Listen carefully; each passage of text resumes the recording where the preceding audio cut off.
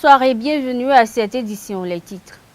Les étudiants de première promotion de l'école d'initiation théologique et pastorale ont reçu leurs attestations le week-end écoulé. La cérémonie s'est déroulée sous la houlette de l'archevêque de Cotonou, Monseigneur Roger Moumbédi. Plus de précisions dans ce 19h. En raison de la pandémie du coronavirus, les mesures gouvernementales ont été prises en vue de limiter la propagation. Plusieurs secteurs d'activité, dont celui de transport, ont été touchés par ces décisions. Les acteurs du dit secteur ont confié leurs impressions dans ce journal. Les abonnés de la SONEB sont mécontents. Ils dénoncent la méthode de tarification des récentes factures. À suivre dans cette édition, Robert Acron-Bessi, le président de la Voix des consommateurs du Bénin, qui en parle. Alerte coronavirus. Attention, attention, le coronavirus se transmet très facilement et fait des ravages. Pour l'éviter, le port du masque de protection est obligatoire en tout lieu. Dans l'administration publique ou privée, dans les réunions, les rencontres, dans les marchés, les magasins, les boutiques et lors des déplacements, le port du masque est obligatoire. Même dans les lieux privés, dès lors que l'on n'est pas seul, le masque doit être le fidèle compagnon. Mais attention, le port de masque de protection ne dispense nullement d'appliquer les autres mesures de prévention, notamment le lavage des mains à l'eau et au savon et l'observance de la distance de sécurité sanitaire d'au moins 1 mètre entre personnes. Enfin, s'abstenir de porter des gants en vue du lavage régulier des mains à l'eau et au savon ou de l'application de gel hydroalcoolique. Pour tout savoir sur l'épidémie du coronavirus au Bénin, rendez-vous sur le site web www.gouv.bj/coronavirus. Ceci est un message du gouvernement de la République du Bénin.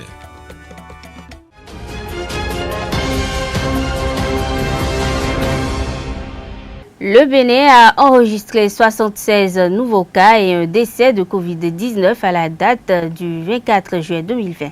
L'information publiée sur le site du gouvernement précise que le Bénin compte désormais 1770 cas confirmés, 1036 guéris, 699 sous traitement et 35 décès. En raison de l'évolution de cette pandémie, les populations sont appelées à la poursuite du respect des gestes barrières. Malgré la reprise des activités dans le secteur du transport en commun, les acteurs de ce secteur d'activité rencontrent des difficultés dues au nombre limité de passagers et à la flambée des prix de voyage. Une équipe de notre rédaction s'est rendue sur un parc automobile de Cotonou pour s'imprégner de la situation. Ils sont au micro de Jean-Didier Seka, Osnel Toli. Demi kana yigbon nukonu konton yeodo nu mi do dayo mi no to chaki aton baba je chaki tenwe dion chaki teni mi ka do autrement ya kwa ka to me gbon ni. On se démène pour le moment, on gère comme ça parce qu'on n'était pas comme ça avant. C'est la maladie qui est venue là qui nous a amené dans tout ça là. On sera obligé de respecter les mesures d'abord pour voir ce que ça va donner. Les passagers, bon, c'est difficile pour eux de prendre le bus parce que les tarifs sont augmentés. De 5500, ils se sont retrouvés à 9000 parce que toi seul, tu vas occuper 2 places pour pouvoir respecter les 1 mètre de distance. Avant, maintenant, les 2 places, ça fait déjà 11 000. Maintenant, c'est venu à 9 000. Donc, c'est difficile pour nous un peu, avec nos patrons, bon, de prendre ces choses-là comme ça.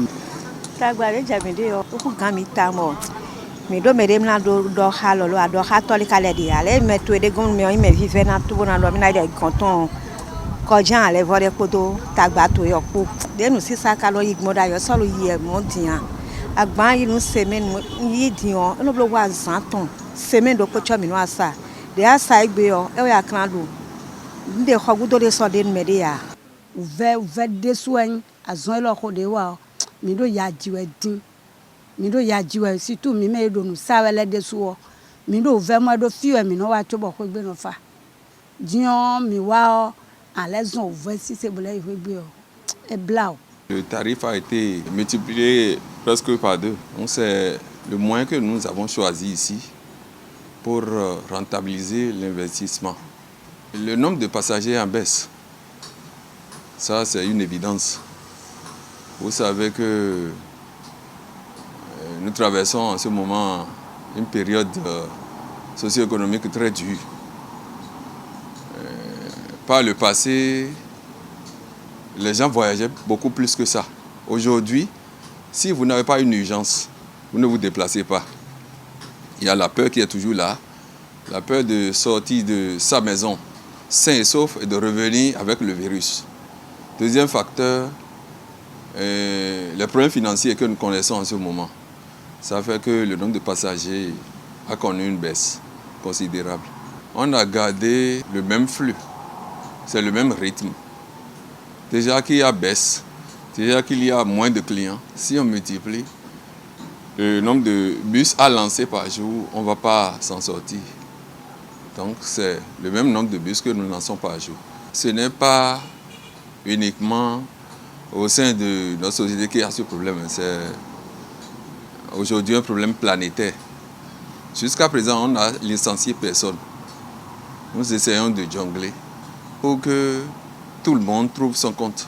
En notre sein, il n'y a que des pères de famille, des mères de famille. Donc, les licenciés, alors qu'ils ne sont pas responsables de la situation que nous traversons, ce serait gauche. Donc on a décidé de garder tout le monde et on essaie de gérer. On n'a même pas diminué les salaires. C'est difficile pour eux de nous payer maintenant parce que l'argent ne vient plus comme ça. Le samedi 25 juillet dernier, l'Église catholique a célébré le premier acte d'une cérémonie de fin d'initiation théologique et pastorale de la première promotion de l'école d'initiation et pastorale de l'archidiocèse de Cotonou. Au total, 94 attestations ont été délivrées, réunies à Saint-Chabel de Cotonou sous l'égide de Monseigneur Roger Ngwedji, archevêque de Cotonou et grand chancelier de cette école. Cette cérémonie a été conduite par le père Rodrigue Gbedjinou, directeur de l'EITP. Abdelkader Achirou y était. Voici le compte rendu.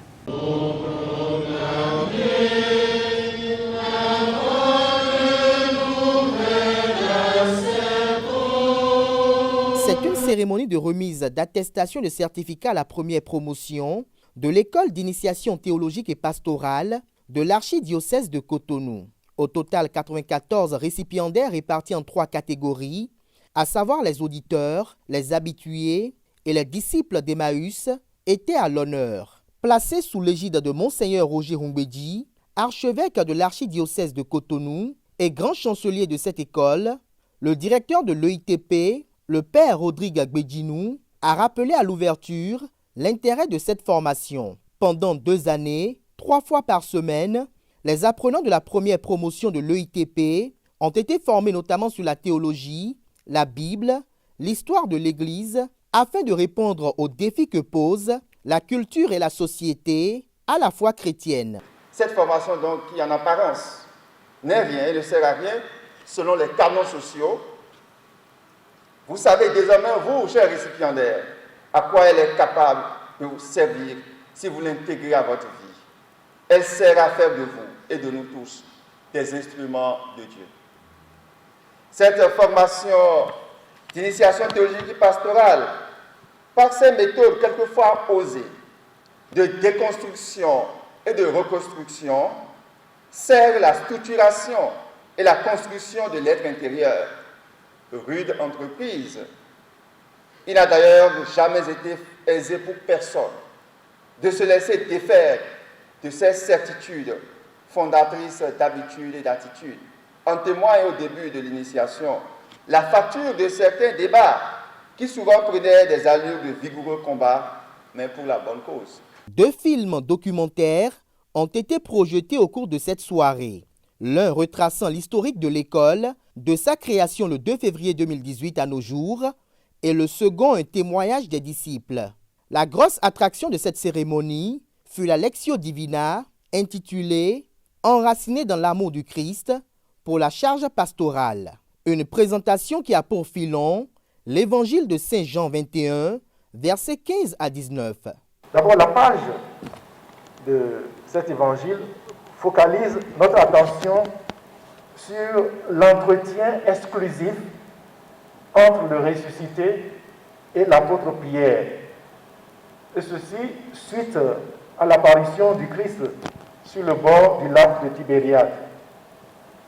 Et la séquence, c'est-à-dire Jean 21, 15 à 19, fait partie de tout un ensemble, unanimement appelé épilogue. Cette formation d'initiation théologique et pastorale sert la cité et la nation. Tout en promouvant la transformation des mentalités, elle participe ainsi à la formation du citoyen patriote, dévoué au bien commun, à partir des implications de la foi. Les récipiendaires saluent l'engagement et la dévotion des pères formateurs. Nous saluons tout particulièrement le directeur de l'EITP, le père Rodrigue Bédinou, qui s'est donné sans compter dans un dévouement, une rigueur et une abnégation exceptionnelle depuis l'ouverture de l'école jusqu'au terme de notre formation. Les récipiendaires que nous sommes portent une lourde responsabilité. Désormais, nos faits et nos gestes seront regardés de près par nos proches. Nous promettons, avec le secours de Dieu, de ne pas décevoir. Et nous nous engageons par la même occasion à être ouverts à toute observation, remarques et critiques de nos formateurs s'ils viennent à constater des déviations ou déviances par rapport au profil qu'on est en droit d'attendre d'un bon disciple du Christ. Ce que nous pouvons louer, c'est votre ténacité, votre persévérance pour être parvenu à cette étape-là. Parce qu'il faut beaucoup de ténacité, avec toutes les contraintes de notre vie, vos activités, vous avez quand même pas mal d'activités au plan professionnel. Ce que je voudrais vous demander, c'est de ne pas dormir sur vos lauriers. Ce n'est pas des parchemins qui vous mettent sur le piédestal, mais qui vous fait devenir des serviteurs de la parole.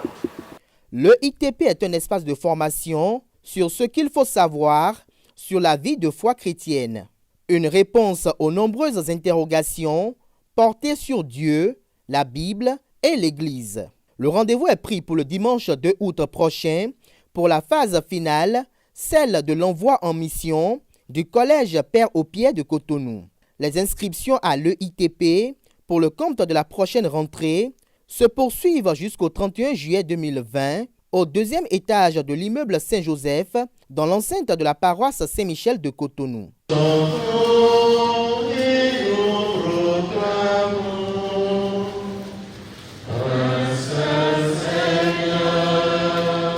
Le mois de juillet est dédié à la lutte contre la toxicomanie par le Lions Club du Cotonou.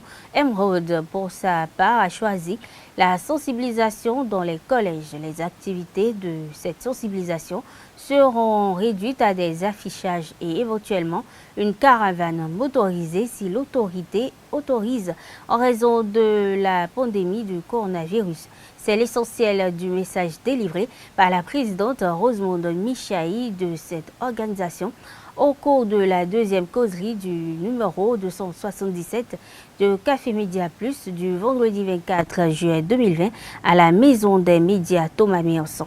Elle est au micro de Carles Kitoma. Le mois de juillet est un mois que le Lions Club a choisi pour s'occuper du sujet précis qui est la toxicomanie. Et donc, pour le Lions Club, principalement pour le Lions Club Émeraude, le club Émeraude, nous avons choisi d'intervenir en milieu scolaire, puisque si nous éduquons nos enfants à ne pas toucher ces produits toxiques, c'est que nous assurons un avenir avec des adultes beaucoup plus outillés, ayant toutes leurs facultés pour conduire ce monde, puisque de toute façon, l'enfant d'aujourd'hui, c'est l'adulte de demain. Donc, chaque année, le Lions Club milite, fait des actions dans ce sens pour beaucoup plus sensibiliser. C'est beaucoup plus la sensibilisation qui est le fer de lance du Lions Club. Alors pour la sensibilisation, nous avons bien précisé que nous sommes dans le milieu scolaire. Donc on a organisé des émissions radio qui passent sur Radio Topa, qui parlent de l'utilisation de ces produits-là et de leurs méfaits. Nous avions fait une campagne visuelle avec d'autres clubs de notre zone. On a le club de Ouida Passé, on a Orchidée, on a Eau Vive, on a les Palmiers qui est à Calavi. Donc, avec ces clubs, nous avions organisé une campagne visuelle avec des affiches qui découragent et qui montrent aux jeunes que l'utilisation de la drogue peut vous conduire à la mort. Comme l'a dit le médecin, l'utilisation de la drogue peut conduire à votre déscolarisation. Et c'est toute une chaîne qui est rompue, rien que par le fait de consommer ces drogues-là. Deuxième chose, il y a aussi que on a fait des bâches qu'on a essayé de positionner dans ces CEG-là. Avec la situation sanitaire, c'est un peu perturbé. Sinon, le mois de juillet, c'est le mois où les enfants finissent leur année et ils sont dans la période des semaines culturelles. Donc, c'est festif pour eux, mais on profite en même temps pour les sensibiliser. Donc, malgré la situation, nous avons ciblé les grands CEG de la ville de Cotonou et de Ouida, Tori aussi, où nous allons mettre ces bâches-là, qui ont des images qui choquent un peu, mais c'est toujours en voyant ces genres de conséquences que nous prenons parfois conscience. Donc chaque jour, si vous passez devant votre établissement et vous voyez quelqu'un qui a pris la drogue et qui a perdu l'usage de ses mains, qui a perdu son travail, qui a été déscolarisé, je pense que dans vos petits moments de lucidité, on peut se remettre en cause et éviter de toucher ces produits-là. Venu appuyer le Laos Club Cotonou Emeraude, le docteur Evelyne Cliquebon a précisé le sens de la toxicomanie, ses effets et les conséquences des stupéfiants. Suivez plutôt. Étymologiquement, ça signifie simplement l'usage répété de produits toxiques. Quels sont les produits toxiques que nous connaissons? Ce sont des produits qui sont soit naturels, on peut les retrouver dans la nature. Parfois, ils sont semi-synthétiques. C'est pris dans la nature et un peu modifié pour que ça ait l'effet toxique. Et le troisième groupe, c'est préparé chimiquement en laboratoire. Rien de naturel dedans. Donc, ce sont ces éléments-là qui sont utilisés par certaines personnes et ça perturbe le fonctionnement du cerveau et la structuration, la manière dont le cerveau a été formé peut être modifiée. Et quand le cerveau est modifié, tout le fonctionnement humain est modifié. Donc, en bref, je vais dire, c'est que la toxicomanie, parce que c'est lié au toxique. Donc, il faut voir la classe des toxiques, leurs actions, les méfaits qu'ils entraînent. Et là, nous allons rentrer dans les détails de la toxicomanie. Je disais qu'il y en avait de naturels, semi-synthétiques et de synthétiques. Et de fait de leur action, qu'est-ce qu'ils font dans l'organisme? Certains produits ralentissent le fonctionnement dans l'organisme, le fonctionnement du cerveau, le fonctionnement des organes. D'autres vont accélérer le fonctionnement de l'organisme et du cerveau. Et enfin, le troisième groupe va perturber. Ceux qui accélèrent, on les appelle stimulants ou excitants. Parce qu'ils vont donner beaucoup d'informations au cerveau. Généralement, c'est parce qu'ils agissent sur le réseau de communication du cerveau. Si je lève la main, c'est que mon cerveau a donné les informations aux membres. Si la drogue dit au cerveau, fais comme ça, Même si je ne le veux pas, je vais le faire plusieurs fois. Donc, eux, ils vont accélérer le fonctionnement du cerveau et le fonctionnement des organes. Et qu'est-ce qu'ils entraînent? Ils vont donner l'impression d'une surpuissance, d'une force surnaturelle. Les personnes n'ont plus envie de se reposer. Ils veulent beaucoup travailler. Ils n'ont plus faim parce que ça accélère les activités dans l'organisme. La clientèle de la Société nationale des eaux du Bénin, SONEB, grogne. Les abonnés fustigent le mode utilisé dans l'établissement des récentes factures. Cette facturation prend en compte plus d'un mois de relevé avec un incident sur la tarification. Le président de la Voix des consommateurs du Bénin, Robert Akrombessi, dans une interview accordée à notre rédaction ce matin, expose le griffe contre la SONEB. Propos recueillis par Larius Adiagweno, Jean-Didier Esseka.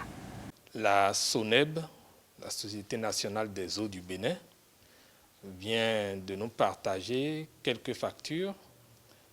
Pour certains, ça couvre une période de relevé de 2 mois et demi. Et la plupart des factures sont très salées.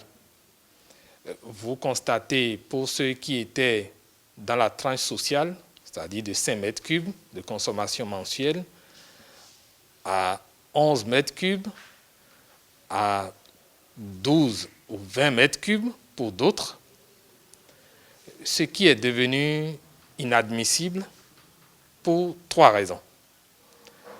La première raison, c'est que quand on vous déplace de la tranche sociale de 5 mètres cubes qui coûte 198 francs CFA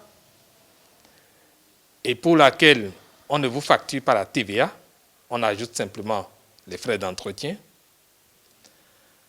Et quand vous passez à la tranche suivante qui coûte 453 francs CFA et qui est assujettie à la TVA, vous comprenez que ce que vous payez comme différence devient exorbitant. Parce que rien qu'à comparer les coûts des 2 tranches, 198 francs et 453 francs, ça fait plus du double. Alors, la deuxième raison, c'est que lorsque on vous facture pour 2 mois et demi, ça veut dire que le contrat qui est mensuel et qui stipule donc que la facturation doit être faite chaque 30 jours ou 31 jours maximum n'est plus respecté. Et ceci est une infraction parce que le fournisseur utilise sa position dominante, il exploite sa position économique dominante pour influencer le consommateur. Et cet état de choses est bien entendu inexplicable et inacceptable. La troisième raison, vous imaginez que nous sommes en période de Covid-19. Et la denrée la plus importante pour faire face, limiter la propagation de la Covid-19, protéger les consommateurs pour que nous ne soyons pas affectés, c'est l'usage de l'eau potable pour se laver les mains. Alors, si ces factures deviennent insoutenables, alors que dans le même temps, à peine sortis de la période de restriction sociale, ils ont commencé par couper les populations. Nous trouvons que pour ces 3 raisons, ce n'est pas supportable. Face à cette situation, le porte-voix des abonnés appelle les responsables de la SONEB à rétablir la facturation mensuelle conformément au contrat qui lie les 2 parties. Et le principe fondamental, c'est le caractère mensuel de la facture. Nous voulons que les factures soient éclatées. Nous voulons payer par mois. Sinon, nous ne paierons pas. Et si ça enclenche un litige, on se retrouvera devant le juge commercial. Parce que c'est un abus. C'est inacceptable. Et cet abus est identifié dans la loi 2007-21 portant protection du consommateur en son article 10 qui dispose que la durée contractuelle ne peut pas être modifiée unilatéralement. Puisque la facture est mensuelle, elle restera mensuelle. Nous étions à une facture bimestrielle et parce que cette société et sa consoeur, la SB2E, ont trouvé que ça leur permettrait de mieux nous essorer économiquement et financièrement, eh bien, ils n'ont pas du tout procrastiné. Ils ont désiré passer en mode de paiement mensuel, alors que dans d'autres pays de la sous-région, on est toujours à 2 mois. Donc, nous exigeons que cela soit respecté. Mais pour finir, je voudrais leur dire qu'un peu d'humanité ne leur ferait pas de mal. Parce que lorsque vous créez des difficultés aussi difficiles, lorsque vous créez des difficultés innommables aux populations qui sont déjà en train de souffrir de la morosité économique et financière, qui ont du mal à joindre les deux bouts, et que vous leur imposez tout ça, c'est assimilable à un mépris du scrupule qui brille autant que le respect de l'étiquette. Et nous estimons que ce faisant, la SONEB ne rend aucun service au chef de l'État. Parce que nous sommes dans une période sensible où le président Patrice Talon a certainement besoin que la population lui fasse confiance, que la population puisse apprécier les efforts sociaux qu'il fait. Et si ça vient tomber dans la marmite, eh bien ce serait le cheveu qui serait sur la soupe. La Voix des consommateurs du Bénin a entamé déjà des démarches vers les responsables concernés pour la prise en compte de leurs requêtes. Son président, Robert Clombessi, invite tous les abonnés à accompagner cette lutte. Nous avons déjà commencé par appeler les directeurs départementaux pour leur signifier que cette facturation, nous ne l'acceptons pas parce qu'elle n'est pas mensuelle. Et deuxièmement, nous avons déjà un courrier en direction du staff même de la SONEB, c'est-à-dire la direction générale de la SONEB. Et nous avons un autre en direction du chef de l'État lui-même, parce que, qu'il nous souvienne que 5,16 milliards ont été débloqués par l'État, l'exécutif, pour soutenir et amortir les chocs des populations en ce qui concerne l'électricité et l'eau. Et nous avions applaudi cette décision. Alors, nous nous posons la question de savoir aujourd'hui la part qui est revenue à la SONEB. Qu'est-ce qu'elle en a fait? Est-ce qu'elle a fait profiter effectivement les abonnés les plus fragiles de cet appui de l'État?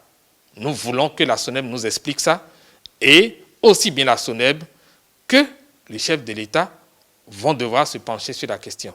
Maintenant, si la SONEB ne veut pas observer le respect du délai contractuel, eh bien nous demanderons à un juge commercial de nous départager. Nous voudrions dire à nos concitoyens consommateurs que dans la vie, tu n'as aucun pouvoir que si tu es persuadé de ne pas en avoir. Ça veut dire que nous avons tout ce qu'il faut pour atteindre nos objectifs dans la vie. Et la vie est un rapport de force. La vie est régie sur les rapports de force. Les consommateurs, ce n'est pas un seul individu. C'est 12 millions au Bénin, au moins. Et lorsqu'on parle des abonnés, des consommateurs d'eau, la SONEB ne peut pas nous imposer, à nous 12 millions, ce que pense le staff de la SONEB. Non. c'est les consommateurs qui régulent le marché. Et donc, si vous nous soutenez, nous allons réussir ce combat-là parce qu'on ne recevra plus de factures qui soient au-delà d'un mois. Et les termes contractuels seront respectés. Donc, soutenez-nous. Nous avons besoin de vos soutiens. Étienne Kenouezan, alias Patrouille, un citoyen de la ville de Cotonou, s'est engagé à replâtrer le bitume défectueux sur plusieurs artères de sa ville de résidence. Ce samedi 25 juillet, il revient après une première action remettre en état le carrefour de Sacré-Cœur, celui de Delokpo à Kwakba, carrefour Saint-Michel, non loin du marché d'Otokba. Étienne Kenouezan promet de rééditer cette belle initiative, une façon pour lui de soutenir l'action de l'exécutif. Reportage Carles Kitome.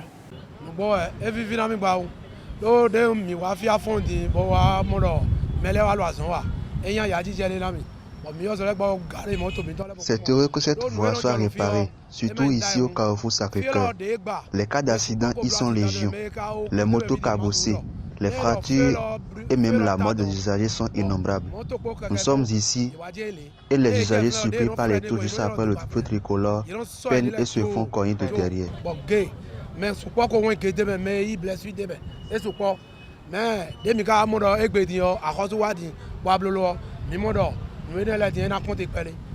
Étienne Kenouezan, alias Patrouille, est sensible à la dégradation des voies publiques à Cotonou. Il a entrepris le replâtrage de 3 grands carrefours de cette ville.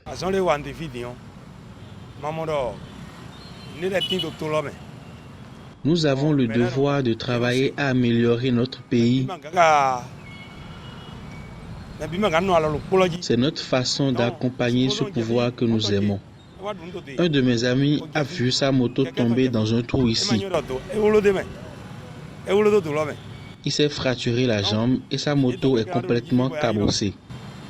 C'est ce qui m'a décidé à agir ici au carrefour Delokpo, qui mène chez moi, au carrefour Sacré-Cœur et au carrefour Saint-Michel.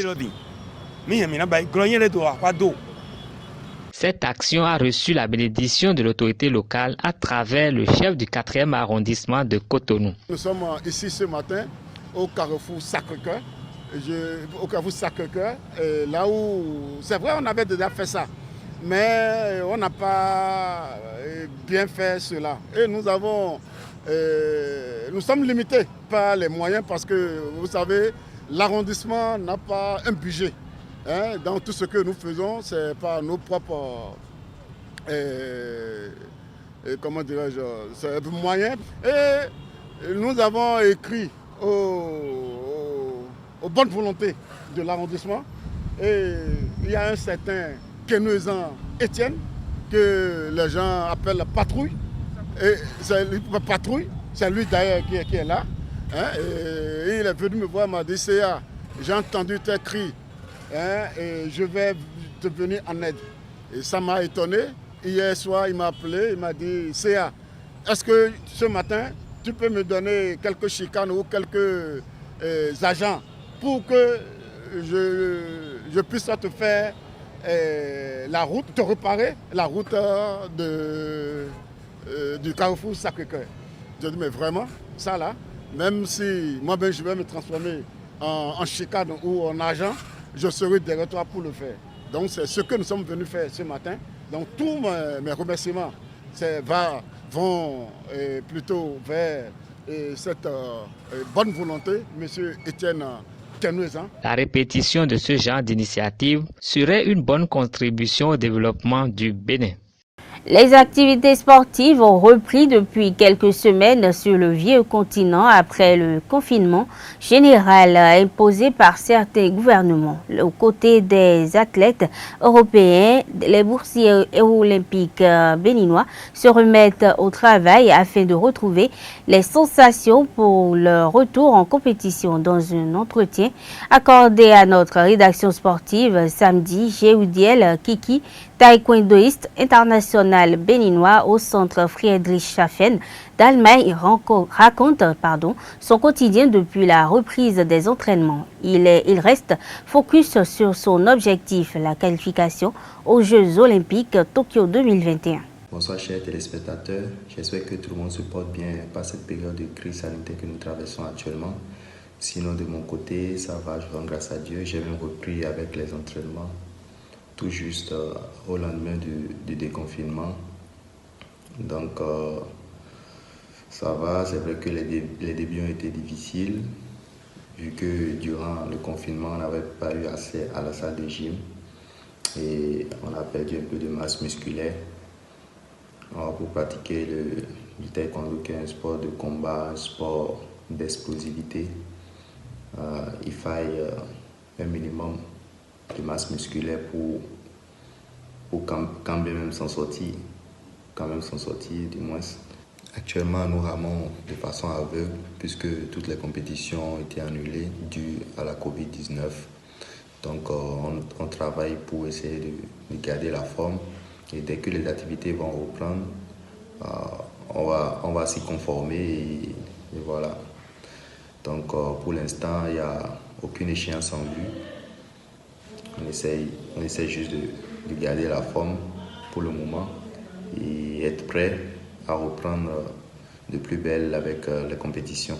En ce qui concerne ma participation pour les Jeux Olympiques de Tokyo 2020, qui est devenu les Jeux Olympiques de Tokyo 2021 dû à la Covid-19, j'espère toujours.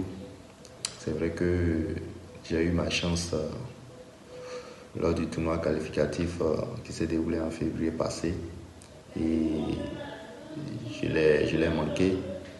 Et donc j'espère toujours pour la World Cup qui est ma seconde chance actuellement.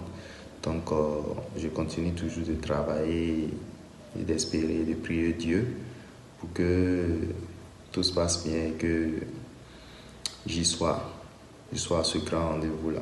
Je tiens à remercier tous les membres du Comité national olympique et sportif béninois, notamment le président M. Julien Minavoa, la trésorière Mme Aboton Esther, le secrétaire M. Fernando Ressou et tous les membres de la Fédération béninoise de taekwondo. Et j'en passe pour tout leur soutien et qui continuent toujours de croire en moi. Je vous remercie énormément. À l'endroit des fans, je tiens vraiment à leur dire de ne pas se décourager. On a perdu la bataille, mais pas la guerre. Donc on continue toujours d'y croire jusqu'au bout. Et par la grâce de Dieu, ça va payer. Hors du Bénin, l'ancien président ivoirien Henri Konan Bédié a été élu ce week-end pour représenter le Parti démocrate de Côte d'Ivoire à la prochaine présidentielle d'octobre. Lors de la convention d'investigation du parti, les membres de la formation historique de Houphouët-Boigny ont glissé dans l'urne l'unique bulletin disponible, celui d'Henri Konan Bédié.